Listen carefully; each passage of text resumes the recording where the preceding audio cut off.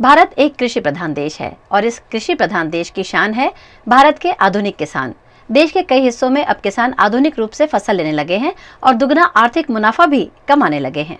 आइए आपको आज मिलवाते हैं ऐसे ही कुछ किसानों से। अरवली जिला के धनसुरा तालुका के युवा किसान हितेश पटेल प्राकृतिक रूप से खेती कर पपीते की फसल लेते हैं। 4.5 हेक्टेयर जमीन में पपीते की खेती कर ये किसान अच्छा आर्थिक मुनाफा कमा रहे हैं। आधुनिक किसान हितेश पटेल ने पारंपरिक खेती छोड़कर प्राकृतिक खेती अपनाई है।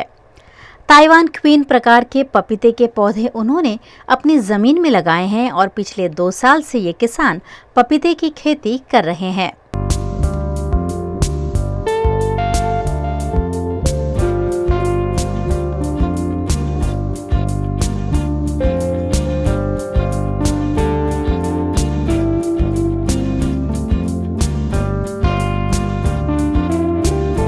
आ वर्षे पपैयाનું વાવેતર કરેલું હતું, જે મેં પ્રાકૃતિક રીતે પ્રાધાન્ય આપી અને એને રાસાયણિક છોડી અને પ્રાકૃતિક તરફ વળી મેં 4.5 હેક્ટરમાં પપૈયાનું વાવેતર કરેલું, જેમાં પ્રાકૃતિક ખેતી ઉપર જતાં મને એવું લાગ્યું કે રાસાયણિક કરતાં મને અડધા ભાવે જે ખર્ચ થતો તે અડધો થઈ ગયો, અડધા ભાવે મને ટૂંકમાં ખર્ચ પરવડ્યો છે।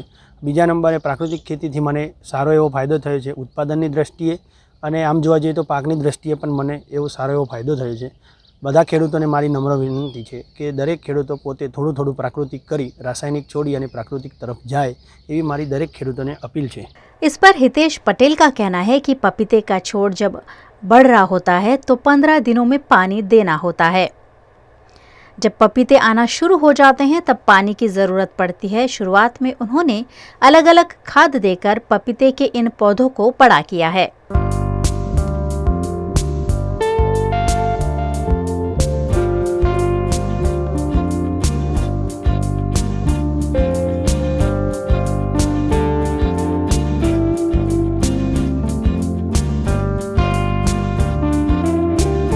વર્ષોથી રાસાયણિક ખેતી કરતા હતા, તેમના વડીલો રાસાયણિક ખેતી કરતા હતા, પણ અમને એક નવો અભિગમ અપનાવ્યો અને તેની સાથે શરૂઆત કરી છે પ્રાકૃતિક કૃષિ કરવાની। એમાં તેમને પપૈયાનું ખૂબ સરસ રીતે રિઝલ્ટ મેળવ્યું છે।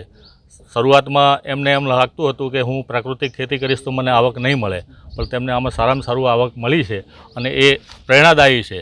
નવા યુવાનોને પણ આના ઉપરથી એક માર્ગદર્શન રહેશે કે ના, આપણે પણ પ્રાકૃતિક તરફ ધીમે ધીમે જવું જોઈએ અને જમીનને સુધારણા તરફ લઈ જવી જોઈએ।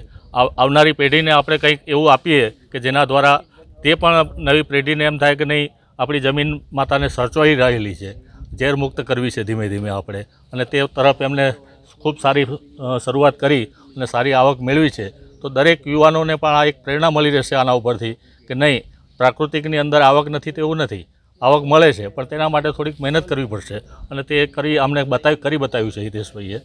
पपीते की फसल अच्छी होने पर व्यापारी पपीते की फसल सीधे खेत में से खरीद लेते हैं। ऐसे में उन्हें दाम अच्छे मिल रहे हैं।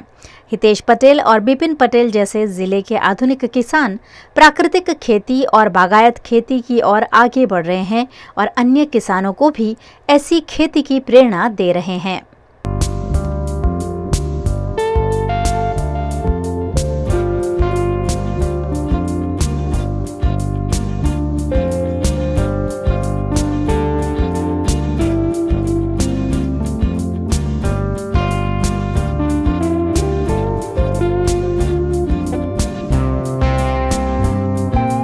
अब बात करेंगे भरूच जिले के झगड़िया तालुका के पाणेथा गांव के किसान चंद्रेश पटेल की, जो सालों से केले की फसल लेते हैं।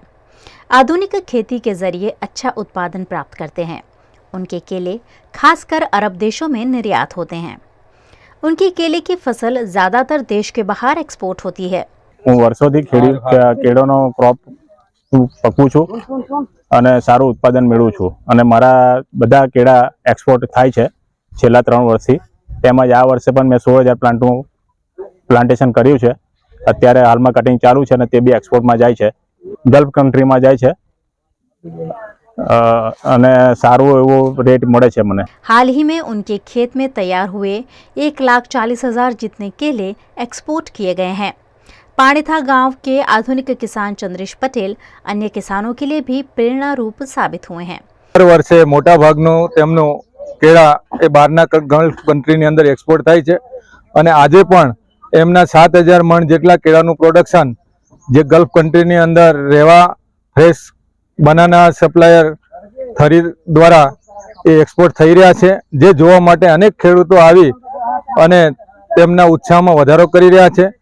ગઈ તારીખ 11 તારીખે પણ તે ખેડૂતને બેસ્ટ ફાર્મર એવોર્ડ વિજેતા કરી અને મંછા માર્કેટિંગ પ્રાઇવેટ લિમિટેડ પૂના દ્વારા ખૂબ સરસ મીટિંગનું આયોજન કરેલું અને 1 મહિનાની અંદર આજે 11 તારીખ છે અને 11 તારીખે તે ખેડૂત ખૂબ સારા મબલખ ઉત્પાદન કરી અને આજે ઝઘડિયા તાલુકાનું ગૌરવ વધારેલું છે અને એની જોડે ખૂબ ખૂબ અભિનંદન હું આપું છું કે આવા ખેડૂતો ઉજ્જવળ એક્સપોર્ટ કરે, ફૂલ તેમના બનાના સારી ક્વોલિટીના બહારની કંટ્રીની અંદર એક્સપોર્ટ થાય અને ભારત દેશનું નામ રોશન થાય।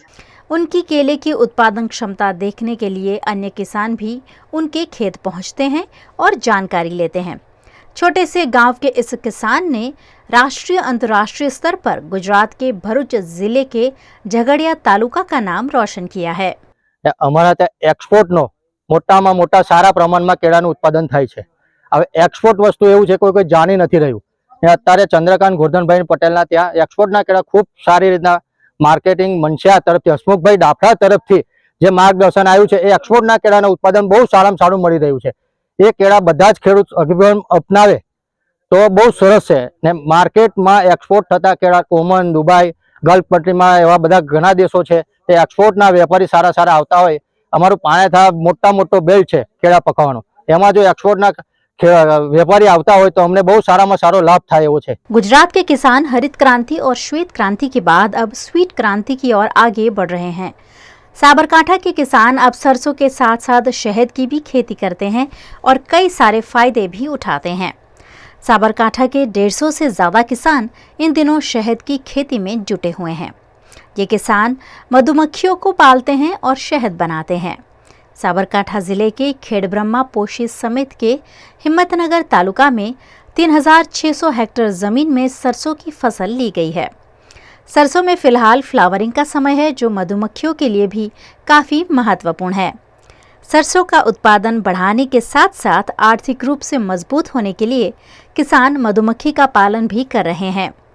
निजी कंपनियों के साथ करार कर ये किसान सरसों की फसल तो ले ही रहे हैं, साथ ही शहद भी बना रहे हैं। किसानों के लिए ये एक्स्ट्रा इनकम साबित हो रही है। ऐसे में गुजरात के अन्य किसान भी इस दिशा में आगे बढ़कर आर्थिक रूप से समृद्ध बन सकते हैं। कश्मीर से आया गुजरात, यहाँ पे जो फ्लावरिंग स्टार्ट हुआ है, अब मैं आया था यहाँ अपना मुनाफा लेने के लिए और आयुर्वेदिक में भी इसकी बहुत ज़रूरत है। और मैं ये गुजारिश करना चाहता हूँ कि जो गुजरात के खेडूत हैं इनको भी ये काम करना चाहिए ताकि वो भी आगे चल सके और भारत में ये काम ज़रूरी होना चाहिए।